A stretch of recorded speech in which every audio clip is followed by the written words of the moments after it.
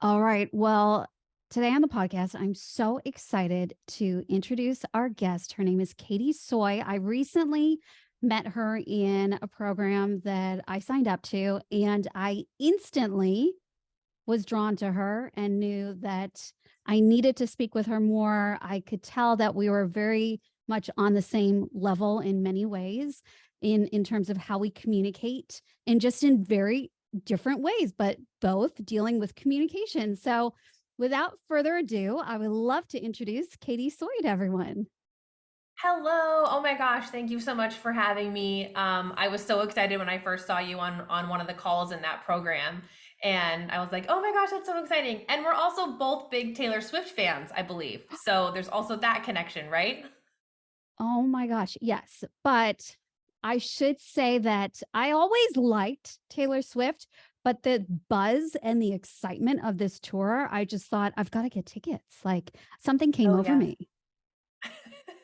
Yeah, so we had a whole ticket debacle here in the US. So despite my best efforts, unless I decide to go abroad, which there's still tickets abroad, I miss out on tickets. So Oh my maybe I can come to goodness. Australia and get tickets for the Australia shows. No, you know what? It was so hard to get tickets. She's doing 4 shows in Sydney, 3 in Melbourne, and we were so lucky to get tickets. There were so many people that missed out, and we ended up getting like the highest level VIP package just so we could get tickets.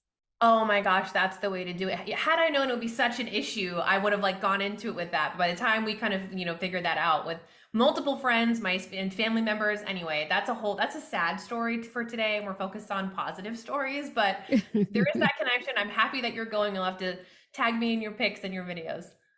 So let's tell everyone a little bit about who you are and what you do. Let's start there. Yes. So I work with folks in brand storytelling, messaging strategy, coaching, and consulting. So I have a master's degree in communication and worked in corporate marketing at a financial organization, bi-coastal, huge company for over a decade. And I've also worked as an adjunct college professor teaching communication classes for several years. And so I kind of started this side hustle when people were asking me for help on the side with marketing and copywriting and how do I add personality into my brand and how do I, what is brand storytelling? And so I started a side hustle a few years ago and I'm happy to be full-time on my own now working in consulting. So I work with some corporate clients and then also entrepreneurs and small businesses on how to harness the power of their brand story and infuse more personality into their messaging, what they do, and how to tell stories that make an impact and all of that fun stuff. I love it. Okay. So, what would be your definition then of brand voice? Because mine's a little bit different. So, I'd love to know yours. Well, yeah, with brand, you're like literally working with with your Yeah. voice as your brand. So, for me, I feel like brand voice or brand storytelling kind of takes a step up, kind of a step back, looking at sort of the whole ecosystem of your marketing. So, I don't say like, of course, you can use brand story and your brand voice is powerful in an email or a social post. Like that's very specific for copy, but I always say it's like the heart of your company. It's like the pulse. So you may have similar products to another competitor or other people in your industry, but they don't have the same stories that you do. They don't have the same personality that you do, right? Just like we both have brown hair, but we have different personalities. And so I feel like it's really kind of the pulse of the style, how you do things, how you say things, what you stand for. So that's, I mean, I could spend hours on just that, but that's kind of my first thing is like it's a bigger picture. And then from what I would call the brand story and the messaging strategy, that's when you get the little pieces of your company that are so important, like your sales pages and your social copy and your emails. But I always do kind of start here, and then that influences where we go in those more tangible aspects of marketing and communications. I love it.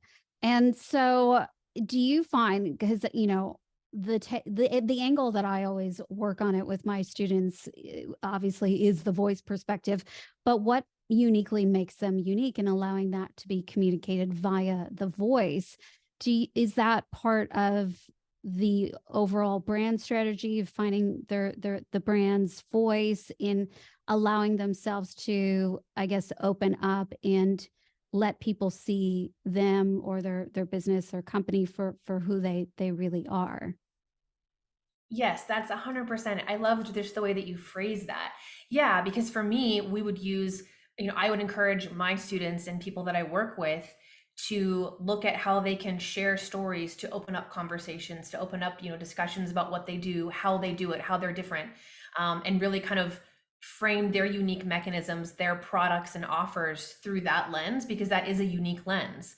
Or if we're all out there saying, here's my product, here's my feature, here's my benefit, kind of an old school or more traditional approach to marketing, as you know, that's kind of not landing like it used to. And so it's through the story that's unique that we can then open up those conversations that then become more natural. They're not salesy. Like I always talk about, I always say I don't teach sales, but so much of storytelling is actually story selling, because it Mm. just naturally opens up these conversations. And so yeah, and I'm absolutely fascinated by what you do with voice. It's such a unique, area. And so I think in the same way, it's like we're kind of working with people's hearts on my side of thing. Like how can we get you out of your heart so other people can see it and see your vision the way that you see it? Like that's the goal with brand story and brand voice on my end of things.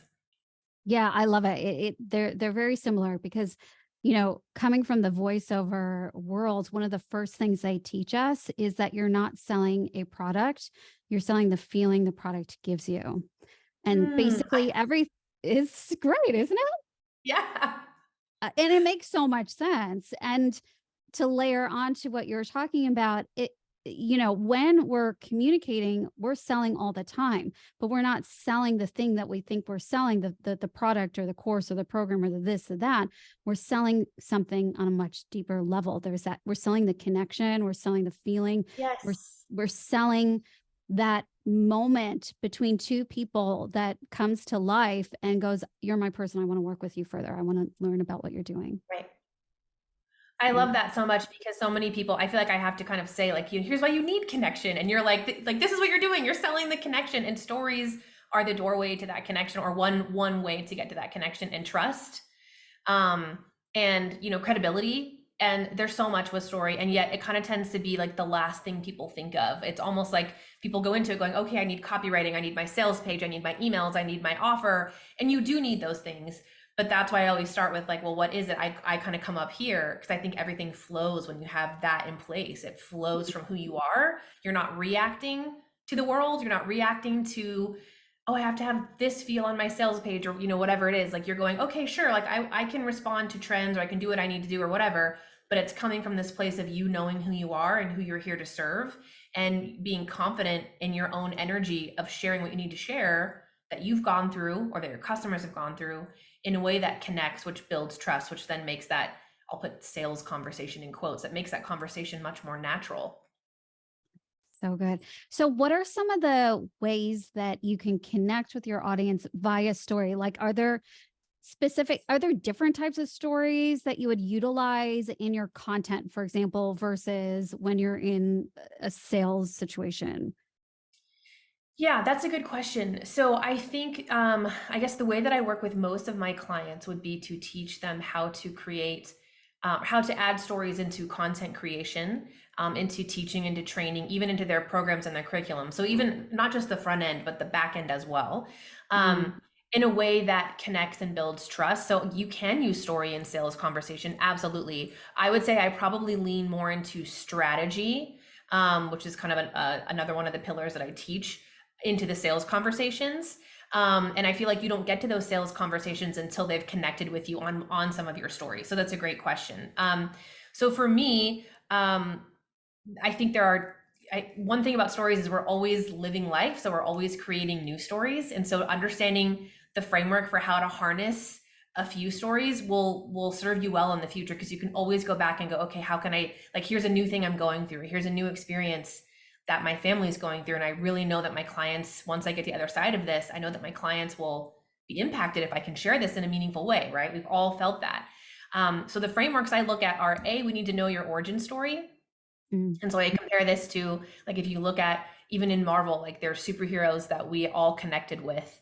And then what have they been doing the last 5 years? Like we've looked at like the origin story for different characters like Captain America and Iron Man, and just recently in Guardians of the Galaxy, like we looked at some of the character origin stories for those characters. So how did you get to do what you do? Why are you doing what you do? Like why does it matter to you, and why are you here? Like there's usually a story there.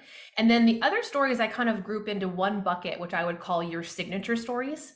Um, and so those are the ones that we're always living and experiencing different things. Like they could like a signature story could teach a huge lesson that you work with your clients on, or it could teach um, or it could show credibility, it could be funny, it could connect, it could teach one of your core brand values, one of your core pillars. So you can kind of attach signature stories to the rest of your kind of company marketing pillars, if you will.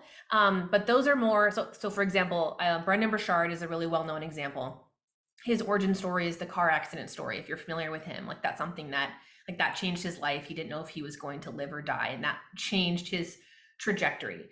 But if you've heard him speak at all, you've probably also heard him tell what I would call signature stories. Like when he was like trying to start his business, and I think it was like the bed was covered in bills and his wife didn't even have a place to sit down because there was all these bills on the bed. And he tells this in a really engaging, almost creative writing type of way, where you're just kind of caught up in the emotions of the story, like, oh my gosh, like that was the thing that was driving him to succeed. He also shares about a skydiving incident that he had that is really, really funny. And so those are stories that have nothing to do with how he started his business, but he's become known for those and shared them all over the place as what I would call, signature stories of his. Like he's known for those stories, and they all relate to lessons that are very specific when he's trying to inspire or motivate, which then, or sell. So that's kind of a long answer to your question. Okay, I got a question on that. So then let's say that's starting to make sense, but let's say specifically you're you're doing a webinar. Let's say you're doing a webinar. Yes. Mm-hmm. Okay. So what story ties into the webinar? Your origin story. The origin story, right? And a Yeah. signature story may be something you might do for like a signature talk. Yes, exactly. And you might Yeah. have more, like you can always, like there might be room or time for more than one. So Mm. um for example, if you're sharing like in your webinar and you're like, why should you trust me? Like why am I here talking to you? Like why are you here? Right? And you share kind of how you arrived, right? That would be the origin story. But then, later on, if you're sharing something that was really meaningful to you, like why you keep doing what you're doing, that maybe has to relate to your family, because maybe you work with moms or maybe you work with parents. So telling a story that's a signature story, maybe not how you started your business, but a really impactful moment in time that's entertaining, then that's going to connect with them in that level as well. And those signature stories would be things that you would also share on content. Yes. Yeah. Yeah. I always say like your signature stories, and of course those are things you can like rinse and repeat. We're always like, experiencing new stories. But your origin story should also be something that you are known for. Like everybody knows, Brene Brown didn't want to be doing public shame research. Like she started researching it and then was like, oh, this is affecting me personally, was in therapy. Like she's talked about this on her TED Talk, and she's like, I need to talk about this. Like this, it started affecting her in this really deep way. So she kind of like throws herself under the bus in her shame research origin story, right? But along the way, as she's teaching, she talks about her husband. Like we all know her husband Steve. Her kids are in like the HBO special. Like it's just so those are kind of those funny anecdotes along the way. So I would say you should definitely talk about your origin stories in your content as well. But I think it's easier to kind of be like rotating through more of your signature stories that you just kind of create and build up over the years. This is so great. You know what I love about the way you talk about this too is you bring in a lot of filmic themes when you discuss story, which gets me excited because I went to film school. That's right. That's right. So I'm curious, where did that come from? Like, how did that become sort of your way into communicate how to tell a good story? Because I think it's fantastic and it makes so much sense. This is such a great question. I'm like, this is a great question. I'll try to do a short answer because I could go on. I could go on. So the short answer is I've been a creative writer since I was little, and I'm actually still currently working on building success in that part of my business. Like I'm actively working on a children's series right now, and so figuring out all the storytelling, all the messaging strategy, plus writing. Right, that's a whole other project. But that said, one of my main pillars that I teach is how do you tell a story that does not make it all about you? That's a question I get from a lot of the entrepreneurs I work with Yes. is Yeah. they go, I really am into this. And they know deep down, they're like, I do have stories that I know could impact people. But they're like, if I tell a story, then it makes it about me, not my customer. So my solution to that is if you tell a story according to the hero's journey, you really are telling a story. You're painting a picture so that your audience can see themselves in that journey. So I teach a creative writing framework for part of my storytelling and brand voice strategy. So that's why I talk about it a lot. And I have my movie posters in my office, which I think you've seen. Oh, I have nice. Hogwarts. So the short answer is that's part of who I am.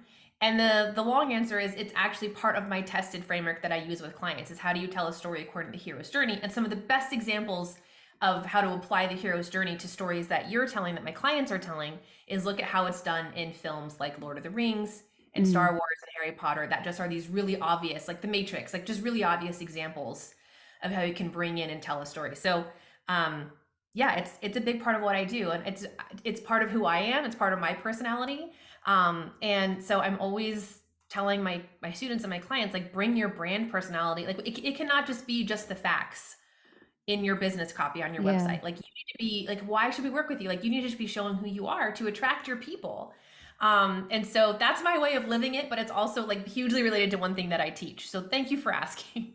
I love it. So, okay, next question then after that is how do you then use that to tell stories in your business, like how you show up in your content? Yeah, so I feel like, creative writing and film and books are kind of just part of my personal brand. I don't want to say it's a core value, but I think creativity is one of my brand values. So that's a way that I'm creative. So I share stories that reference movie themes.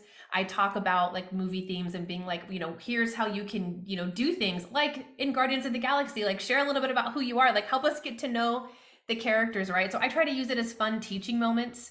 Mm, Um, I was doing a training a couple weeks ago and I was sharing that in the same way that like people should like when we go see like a show with an ensemble cast like Friends or Guardians of the Galaxy. Part of the reason why those shows are so beloved is because we know that each character is different, right? Like the yeah. personalities are very different and that's part of the fun.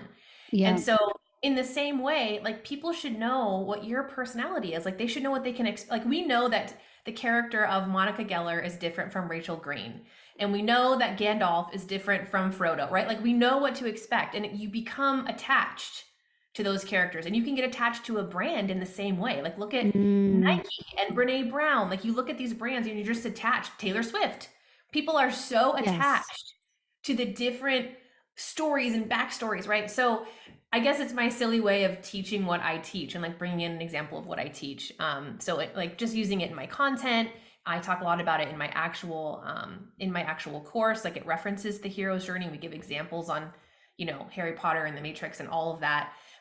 But it's really a fun way to be me, I guess, is the short answer to your question. No, it's great. And I think that's so important that it's a fun way to be you and people to get a feel for who you are and your brand and that unique likability. It reminds me of recently because now on TikTok, I'm seeing probably 90% Taylor Swift Yeah. still at the moment. Yes. And there's this one woman in the States and she's brilliant. She is authentically her quirky self. I looked on her page and I think she's got like something crazy like 6 million followers or something like that. She's got a Wow. podcast. And what she's been doing is she's been documenting her whole process of getting Taylor Swift tickets, I think not knowing much about her, learning there was this one video where she was learning the bridge to the song that everyone's been hearing where everyone's shouting from the stadium like she tells them is it from oh, see I don't know that There's much so about much I'm gonna myself now. No, there's like several like things you say in there's different songs. I think there's like there's 6 to 10. yeah, there's one song where it's like, I forget what the bridge is, but it's very complicated. And so she's learning, you see her learning the lyrics to the bridge, practicing and like fully committed, like learning the dance moves and like in it. See? And I was like, this is brilliant storytelling because we're really getting a feel for who this person is Yeah, in this one moment, which is just so genuine and right. relatable. And that's the whole goal is to connect with your audience. And it's like I feel like so many people have these amazing things that they've accomplished or been through or lived through that other people in their audience are also going through or about to go through or are currently living through.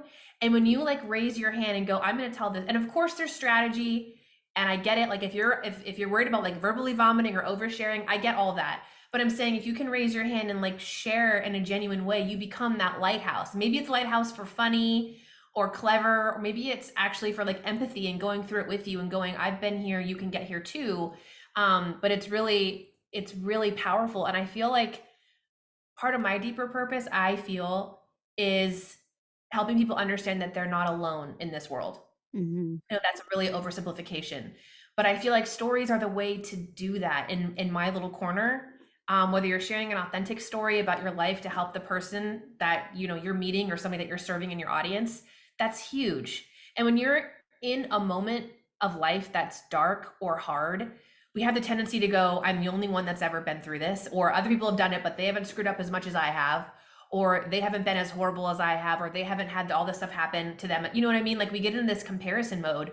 And in reality, if you just open the door and turn on the light, there's so many people who have gone through it and made it. And so to me, whether it's entertainment because we're escaping life for a minute with like seeing the new Indiana Jones or the new Marvel film or Barbie, whatever it is, that's one part of stories, but also like the sharing of mutual stories just goes back centuries. Like that's how people shared, history and traditions.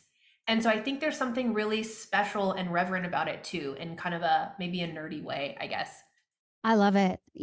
When I'm one of the things when I'm teaching and I talk about content and creation and communicating with your audience, I usually talk about like there's kind of like three core reasons why somebody's going online to seek something. It's either Mhm. entertainment, they want to be Mhm. entertained, like watch a good movie; education, they want to learn something, like what are the steps to do this thing that I really want to learn to do, or it's connection. Yeah. They're Yeah, it's seeking so a true. connection, especially Yeah. in today's digital world where there's so much disconnect, where we used to have Right. so much personal connection and there's so much more Yes. isolation. Now more than ever is that need to connect to others. Yeah. Yeah, and do it in a real way. I mean, even Mhm. even with like the TikToks and the reels, like it's hilarious how unedited so many of them, like it's just not this polished, again, like perfect Instagram feed. Those days are over. Like Yeah, there's something to be said about somebody who is comes on and there's not a filter or it's just real. Like it's a real moment. And I think that's showing up not just in marketing, but I think also in the way that like programs are delivered and mm, people are showing up in their existing groups too. Not saying quality is lacking, but it's right. just like it's just more we're all asking for more reality, I think, and less Yeah, polish. yeah, Um, and stories, I always say stories are like the fingerprints of your brand. Like I said, like nobody else has the stories you have. They might have similar services or products, but your life, your experiences, that's so different than what anybody else has. So why not talk about it if you can use it in a way that's going to connect and impact? totally. Okay. Question this just sparked in my head. So what drew you to doing this? Why such a passion for storytelling and teaching others this beautiful art? Yeah, so that's a really good question. So part of my own origin story involves going through a really dark time in my young life when a really important relationship just absolutely shattered. And I was in graduate school and I thought my life was going to be over. And it was actually the only time in my life where I'd had really dark, scary thoughts.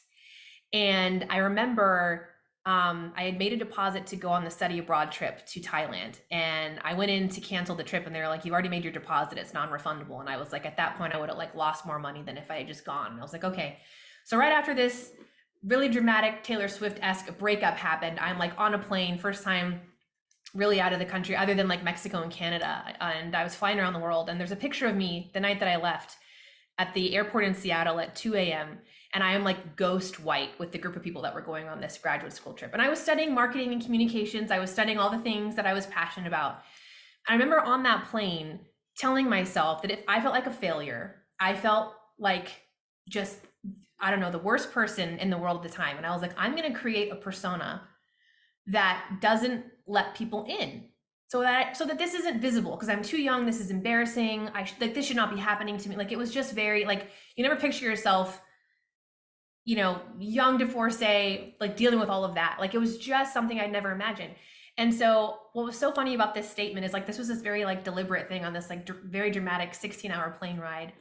And I just if I could see like God or the universe looking at me at that moment, like, oh honey, like, oh sweetie, like this is so the opposite of how you're gonna live your life, and we're just gonna like we just have to catch you up to it. And so in Thailand, I remember actively trying to not share part of this story out of embarrassment and shame. And it came out in the most hilarious, heart-wrenching ways. Like we were on a bus trip and the bus broke down and we're all like sitting around talking and it was showing like I had my passport out and it's a different last name than what I was using. And somebody was like, what does that mean? Like all these are, we were at a monastery in this amazing, amazing moment, spending time with this monk. And it came out in the questions that the other students were asking. It's like along the way, the story was just kind of ripped out of me and my whole self was in the world. And at every point, people that I didn't know, people that could barely speak English, there was so much empathy and compassion. And I met other women along the way, Thai women, other students, other instructors, professors who had gone through very similar tragic things who were also trying to hide it. And we all just kind of learned in this beautiful space that we were so much better off just sharing it. And so I ended up learning all these stories of people I could barely communicate with about miscarriages and infertility and divorce and cheating and shame and I mean so many things. And I was like the exact opposite of what I decided on that dark plane ride over. And so I came home and still tried to employ that strategy a little bit as I started my career. And again, every time I would try to hide, the stories would just come out in the most hilarious ways. And finally I was like, you know what? This is who I am. If I can ever weave this into what I do for a living, I would absolutely love it. And so things kind of evolved as I gained experience and, started my career professionally. And so that's the why with what I do. And that was a long answer to your question again. Oh, it's a beautiful answer. Yeah. And you can see how you really come to life when you tell that story. Thank you. Beautiful Well, you would story. know. You're the authentic. You can hear my voice. You Very know more than. authentic. Yeah. Yeah. And that's, why I love doing these interviews and asking questions like that, because you can start to see, when you do a podcast interview, like let's call a spade, it is a little bit awkward and uncomfortable. You've got, we're not in the same room, right? Like it Yes. is kind of like there's sort of like this level of like professionalism or how should I sound? And, Right. like how will I Right. be received? And it's amazing when I start to ask questions like that, where you instantly start to see that flame, that spark within the person just shine and really come through. So that was I beautiful. so appreciate that. It was just funny because I think I was meant to do this all along, and it was like the fact that I just made this very deliberate, dramatic. I'm Yeah. not going to tell the story. Like any new friend is not going to know this about my past, and I just felt like the universe was like not laughing in a mean way, but just kind of a compassionate, like, okay, you have no idea what's ahead of you. And so now when I get to work with entrepreneurs and have that, like I've worked with people who are like, I've built a brand, let's say as a mom blogger. And they're like, but now I need to go into coaching because now I've gone through things that Mm, I can help other people with. yeah. And I want to come out and talk about my certifications and my like what I've done to be a coach. But they want to do it without sharing the story of the transition of what made that difference. Yeah. And so it's like so many of us like, and that's why I say it's funny, like just the Oh, facts copy. true. Like we Yeah. want to talk about the degrees. And again, there's a place for credibility and for agent, like I'm so for all of that and all of like, sharing why you're qualified to do what you do. Again, I'm not talking quality or anything like that. But if you have these life experiences, like what you do professionally will make more sense for people if you actually Yeah. share why. Instead of And hiding it. yeah, and usually it's not usually it's not quite as dramatic of like, I'm going to try to hide this like I was. Usually my clients they're saying things like, I have things I want to say, but if I say this, I feel like I will hurt feelings or turn people Mm-hmm. off. Yeah. Um, and they're like, I truly don't want to. Like, I'm not trying to be a negative influencer. I'm really just trying to share. So there's afraid of what to say. Or they're like, I really want to share, but I'm a verbal vomiter, Katie. Like, I can't tell a story in a way, like, I don't know when to stop. Um, or they say things like, I just want to be myself in my messaging or my brand, but I know that right now I'm kind of just like business only copy, business only content. Mm. So usually it's not like a deliberate, I was trying to hide, and I know some people do feel like that, but usually it's more like there's a good reason for wanting to hold back a little bit. And sometimes it's Also, for sake of professionalism. yeah, yeah, totally. And also a trend that I see, and I'm curious if you see it as well, is I'm hearing and seeing from a lot of people who have started a business and then there's like that want to expand or do more than what they first started doing. Yes. And they don't know how to communicate that or change the conversation, elevate the conversation, expand. Like that's a real struggle with a lot of people, I'm noticing.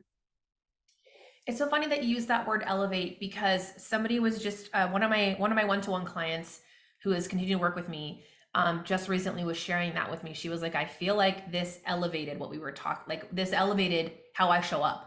And Mm. I had never heard that feedback before. So I love that you just use that word. And again, this is why you're like, you can always be learning and tweaking your own messaging as you learn and grow. Like everything's Yeah. evolving. And because she had a thriving business before we started working together. And in fact, on our first call, I was like, why do you, what help do you need? Like Why are you you're, here? yeah, no offense, but what, um, and it was there was more personally to share because Mm. she's going from business owner, very effective business owner, to thought leader. Mm-hmm. And so Yes. Yeah. Yeah. it was this thing. And it is very difficult sometimes to message that type of nuance, if I'm going to be honest and put my own hand up and say, there are times when of course we struggle with our own messaging. I'm sure you work on your own voice. I Um, mean, right. yes. Yeah. Right, exactly. Those that And know so it's me like, know I've struggled quite a bit with that. Yeah. I've only heard the Catherine now, so I guess I need to know more about your origin story too. But it Yeah. was just this idea that like there's a place where people go from, okay, I can do this, and I've been getting great results, but now I know I'm being called to more. Again, whether that's as a Yes. mom or to share more Yeah. about their partnership, Yep. um, to share more about. I mean, even in like different like relationships, I've had people go, I need to share more about what my partner and I have been through because we coach couples in business. So Mm. not talking about the real stuff that's gone on isn't really authentic anymore. Yeah. Where in the past they'd only focus on business coaching. And so it's areas like that where it's like, okay, stories really start to matter in that area with strategy, with how to tell it, with how to create demand, with how to, Mm. again, make it about the other person. Um, right. And so Yeah. yeah. That's that's yeah. Mm-hmm. I'm noticing that a lot with podcasting too, where people have podcasts and they're not sure how to they're not sure how to tie in what their niches or their offer, as well as be able to talk about other topics as well. That seems to be a real big thing for podcasting. Yeah, and I think it's funny because it's kind of like when you're dating, right? If you're only talking about, okay, where's the relationship and what are we doing and are we serious and aren't like how like if you're only talking about, right, like One the thing. dating or like the date or the next step or what's going to happen that night or whatever, right? You're missing out on so much of the shared connection, right? Yeah. Yeah. So it's like we have to, like, if you're only coming on to talk about your offer, your pitch, like what you do, how you get, like, that's important and we need it. But if you're only talking about that, it's like, well, where's the connection? How are they going to get to know you? Where's the flirtation part of this date, right? Um, the fun Yeah. part. So yeah, I think that sometimes it can be like, and again, I applaud that. I'm going, yeah, I'm gonna show up, I'm gonna sell, I'm gonna talk about how I can serve. That takes courage, and some people don't have that. But Mm. I agree with you. I think it can sometimes be tough to go, okay, what else am I talking about? If not my offer, if not what I do, then what else can I talk about? And stories and experiences, both of you and your audience, of course, play into that. Yeah, love it. Okay, so you've talked about some of your pillars. Have we missed out on any of the pillars? That's a good question. So my I think we talked about all three. So my first pillar is focused on identifying the stories that relate to your brand. Because number one question that I Mhm. get is how do I know what even relates to my business? Like how do I know Yeah, what's only a personal story and what relates to my business? And then right. we go through the next question, which is how do I tell the story in a way that connects, that doesn't make it about me, that doesn't overshare without permission, which is where I bring in it's my alchemy pillar, which is about the hero's journey, and how Nice. to tell a story with strategy and structure, which is where the creative writing comes in. Like you need your inciting incidents, you need your characters, you need your conflict, you need your lesson, right? That's another great way for people to not make a story about them or to share a story and make it about the other person is to share a lesson when they share the story or share what they learned, share what's applicable. And the last part is I call it wizardry because you know I like Harry Potter, but it's really my strategy pillar. Um, and so that's all on, kind of once we've got everything out, how do we add like, the subconscious language patterns that help connect to your Yeah, audience? And how do you plug those into, content structure, what content frameworks, copy tweaks that kind of gets into more of the tangibles at that point. So I love it. Okay, now speaking of stories, because you're so good at it, is there one particular story that's like your go-to, like your favorite story to tell? my favorite story to tell, I tell my origin story when I'm training or when I'm like coming in to do guest trainings. That's one of the ones that for me seems to land with people. But I've also told different stories about like absolute utter failures at marketing and copy in my corporate career because there's so much on like imperfection with brand voice and brand storytelling and content creation. So any fun story that I have about imperfection is great, like falling on my face in front of like literally emailing the executive board the wrong piece of copy that was a first Oh draft. my gosh. And like that's just nobody wants to hear that, nobody wants to deal with it, but the moral of the story is like you made it out alive, everything was fine, I didn't die, I didn't get fired. um, and if I had been less worried about the perfection and just gotten the second draft done, I would have had it done in time, right? So Yeah, that's a very nutshell version of that story, I but love it. And it's so relatable too. Like it's so good to know that everyone makes mistakes, like things are going to happen. oh yeah. Oh yeah. Things are gonna happen, and like that's one thing too. Like, so here's a good example. You can always relate stories to like limiting beliefs that your audience has or ideas that they have to do Mm, something one way. And so like a lot of my people are like, oh, I have to have it all figured out before I share the story or before I create the content or add the language pattern to the sales page. It's like, no, a lot of that we learn through testing and trying. And if we're always trying to figure out the perfect way to do it, we'll never get better at telling the story. Like how many totally. times have we heard, Brene Brown and Brenda Burchard tell those stories? We hear them and we're like, they're so good. Well, they've practiced and they've stuttered, they've done all, they've done all the things. So yeah, that's a good question too. I like to tell embarrassing, funny stories, I guess. I do too. I think I do too. It's yeah. It's, They're more it makes me entertaining. human. Entertaining, Right. exactly. Exactly. All right. So, uh, I would be curious to know from your perspective, because I think there's probably some connection between my audience and perhaps some people in your audience. Uh, do you notice that people are a little bit afraid to show up and communicate stories on camera or even in person in talks, that sort of thing? Is there a bit of that struggle as well for your audience? And do they, what I'm talking Yeah. about? No, I think showing up, that's why I was joking, like the example of the executive copywriting disaster Yeah, is a good one because I think so many people struggle with, the first time I tell a story, how does that feel? How do I do it? And the so I always first say like, time. Yeah, yeah, yeah, yeah, like yeah. you won't know how to make improvements until you have the first time. Mm-hmm. Mm-hmm. I'm sure like, and actually I've seen you do this where I won't, if you're taking me through a voice exercise, I won't know the feeling of the correct way to do it until I've done it the wrong way. It's kind of like riding a bike. Yep, that's it.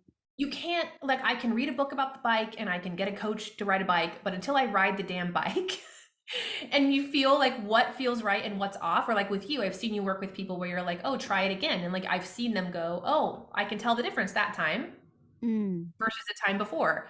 So same thing with sharing a story. So my biggest tip for this is to share on the platform that you're most comfortable. Hmm. So in the way that you're most comfortable. So for the first time you're going to share a story, try it in stories on Instagram. They'll go away after 24 hours. If you don't like it, take them down. Like, it's just like, you don't have to make it to the highlight. It doesn't have to go on your website. It doesn't have to be a filmed video. Like, just try it, or try it in one social post, or do a series. Like, start with part one, then do part two if you need to chunk it down. Like, I'm like, we just need to get it out there. And of course you'll go, oh, I didn't share the lesson, or I could have been more persuasive, or I forgot the background information. So I had to explain the end of it. Well, then we learn as we go, and we know what feels good. And ultimately, I'd rather have you sharing a story that feels good to you than following my framework, to be quite honest. Hmm. Yeah. Yeah. So, Cause it's got to really connect to you instead of just following the steps, right? yeah, exactly. And that's one. So, I mean, there's ways to make it easy. Like, I teach, like, I think the actual hero's journey from Joseph Campbell is, I think it's like the original is like 27 points on that framework, 25 points. Like, it's extensive, and you wouldn't need to know. I mean, in creative writing, you can really nerd out on that research, but you wouldn't need that as a business owner. So I have a very boiled down, like 6, 7 point version. Um, so that, like, you understand, like, okay, did I share my conflict? Did I share what the battle was about?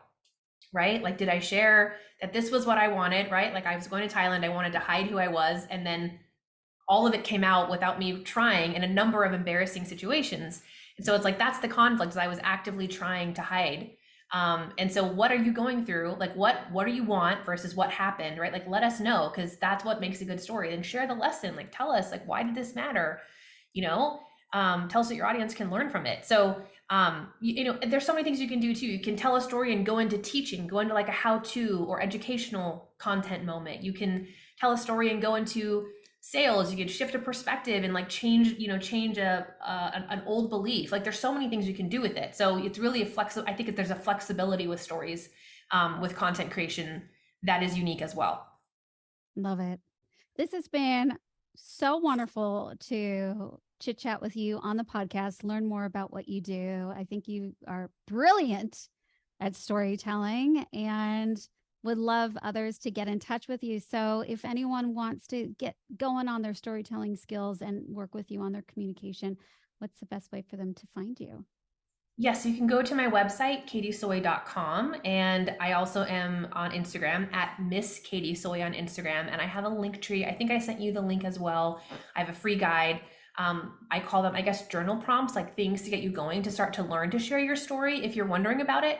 So you can definitely jump in there, and you'll be on my wait list automatically if there's updates or things going on. But that's the best place to get started if you're interested. And I so appreciate you having me, Catherine. Um, I am just such a fan of your work and what you do. And I just wanted to say, I really appreciate the invitation to be here. And I'm just so excited to connect with you in the future too. Oh, thank you so much. I'm so glad that I reached out and you're on the podcast. And I, I definitely recommend working with Katie. That journal prompt sounds amazing. I'm going to go check it out myself. And yes, this is the start of a beautiful business friendship. Thank you, Katie.